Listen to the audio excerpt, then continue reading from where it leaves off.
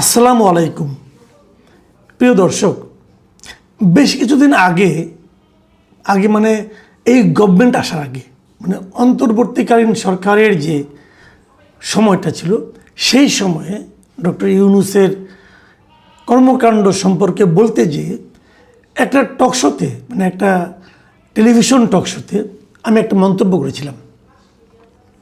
সেই মন্তব্য নিয়ে তখন অনেকে আমাকে বলেছিল এই ধরনের কথা। আমি কেন বললাম?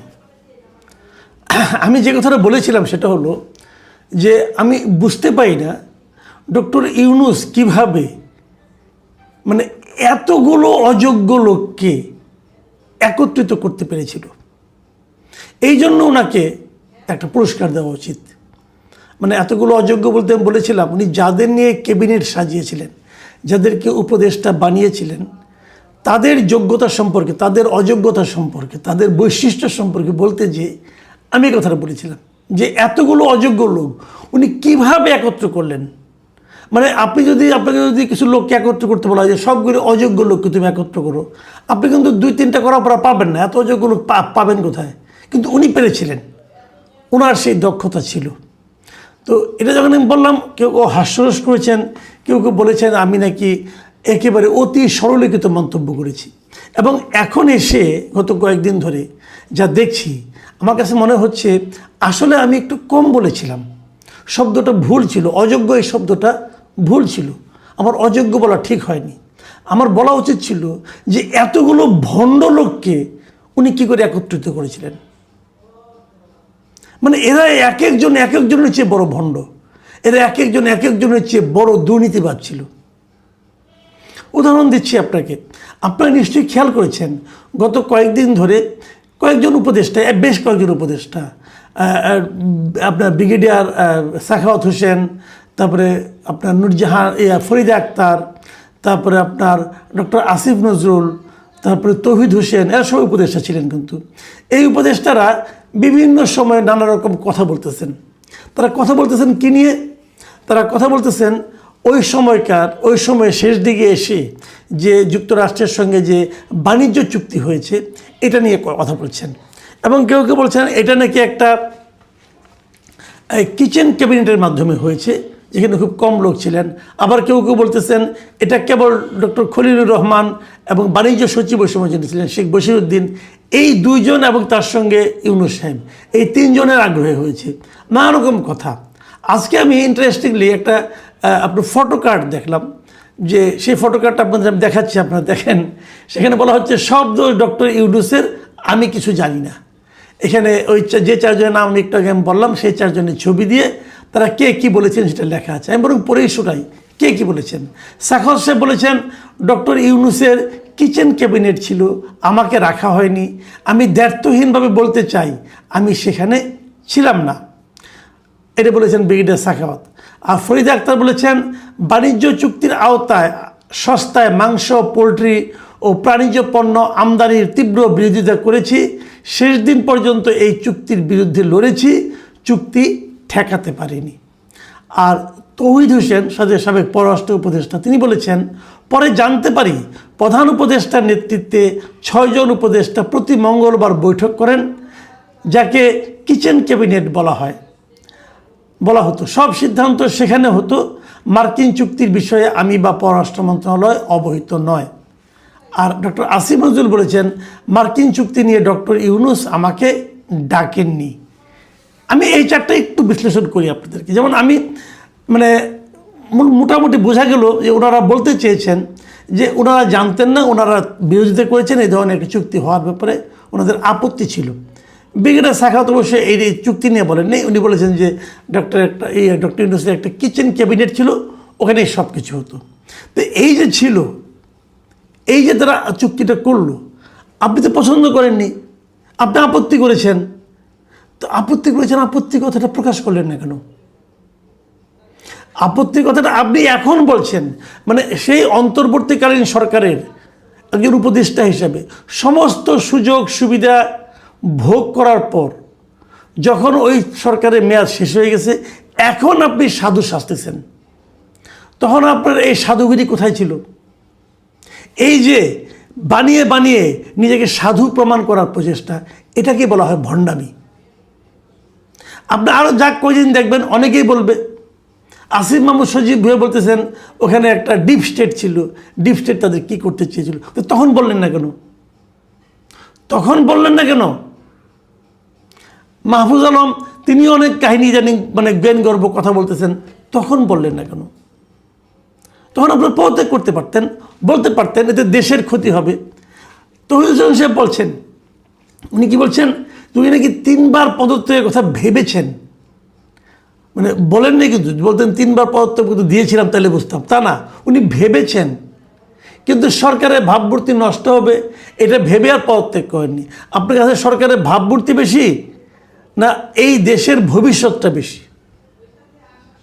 এই সমস্ত লোক তো ভণ্ডের ভণ্ড, চূড়ান্ত ভণ্ড। এই ভণ্ডরা এখন মহানায়ক সাজতেছেন, সাধু সাজার চেষ্টা করতেছেন। কি বলবেন? আপনি পারতেন তখনই বলতেন, কেন হয় নাই বাংলাদেশে এরকম? এর আগে যে ডক্টর ইয়াজউদ্দিন আহমেদ উনি যখন প্রেসিডেন্টও ছিলেন, উনি যখন প্রধান উপদেষ্টা ছিলেন, একই সঙ্গে 2টো পদেই ছিলেন, তখন কি 4 জন উপদেষ্টা পদত্যাগ করেননি? করেছিলেন। তো আপনারা করলেন না কেন?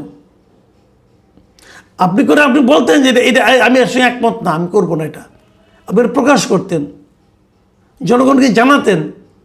জানালেন না কেন? সমস্ত গুড় মধু খাওয়ার পরে এখন সাচ্ছেন সাধু না? এই সাধুদেরকে চিনে রাখেন আপনারা, আমি জনগণকে বলছি, এদেরকে চিনে রাখেন।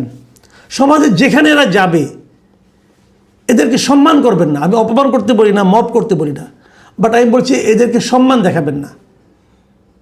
এরা কেউ সম্মানের যোগ্য নন। ফরিদা আক্তার এত কিছু করেছেন, ওনার হাজব্যান্ড ফরহাদ বাজার এখন বিপ্লবী কথাবার্তা বলেন। তখন তো আপনার ঘরেই থাকতেন, উনি প্রতিদিন অফিস থেকে তো আপনার ঘরেই ফিরতেন। বললেন না কেন পদত্যাগ করতে থাকে? বললেন না কেন এই বিষয়গুলি জনগণের সামনে আনতে? বলেননি। এরা সবাই গিয়েছিল যার যার নিজস্ব স্বার্থ চরিতার্থ করার জন্য। দেখেন, সবারই কিন্তু মানে আপনার অভিযোগের তীর কিন্তু একজনের দিকে, সেটা হল ডক্টর খলিলুর রহমান। এই খলিলুর রহমানই এই চুক্তিটা সম্পাদন করেছে। চুক্তিটা কত খারাপ আপনারা যেটা জানতে চান, আজকে একটা দৈনিক প্রথম আলোতে একটা নিউজ বেরিয়েছে, আপনারা পারলে পড়ে দেখেন। এটা ডক্টর প্রফেসর আনু মোহাম্মদ জাহাঙ্গীরনগর ইউনিভার্সিটির টিচার ছিলেন, ইকোনমিক্সের অর্থনৈতিক শিক্ষক ছিলেন। তিনি একটা লেখা লিখেছেন, আপনারা পারলে একটু পড়েন। এই লেখাটা শিরোনামটা খেলে আমি পড়ে শোনাই। শিরোনামটা হলো, যুক্তরাষ্ট্রের সঙ্গে এমন চুক্তি করার মতো দেশ খুঁজে পাওয়া কঠিন। মানে উনি বলেছেন যুক্তরাষ্ট্রের সঙ্গে যে চুক্তিটা আমাদের হয়েছে, এ ধরনের একটা চুক্তি করার মতো দেশ এই পৃথিবীতে আর দ্বিতীয়টা পাওয়া যাবে না। একমাত্র বাংলাদেশি এরকম আহাম্মক বলেন, আত্মসম্মানহীন বলেন, অথবা দালাল টাইপের লোক বলেন, বোধহয় আর পৃথিবীতে কোথাও নাই। এবং সেই দালাল গোষ্ঠীর শিরোমণিকে ডক্টর ইউনূস, ডক্টর খলিল এবং শেখ বশির, এই 3 জনের যৌথ প্রযোজনায় এই চুক্তিটা হয়েছে। শেখ বশিরকে চিনলেন তো, যে আকিব সাহেবের ছেলে। তো এরা হলেন গিয়া আমাদের দেশটাকে এত অপমান করার জন্য, এত গোলামির নাক পাশে আবদ্ধ করার জন্য নটের গুরু। এই নাটের গুরুরা এই কাজগুলি করেছে। দেখুন এরা কতটা ব্যক্তি স্বার্থের জন্য লালায়িত।